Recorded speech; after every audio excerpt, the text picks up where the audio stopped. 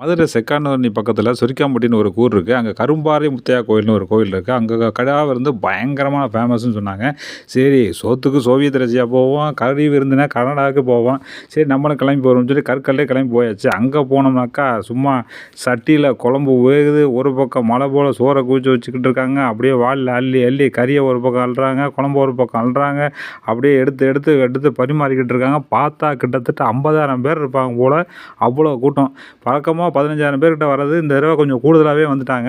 So கறி அள்ள அள்ள போட போட மக்கள் வந்து வந்து சாப்பிட சாப்பிட அப்படியே பார்க்கும்போது ச்சே கண்ணு கெட்டின தூரம் வரைக்கும் ஒரே ஆம்பளைங்க தான். ஏன்னா இது ஆண்கள் ஸ்பெஷல் திருவிழா. பெண்கள் மருந்துக்கு கூட வரக்கூடாது.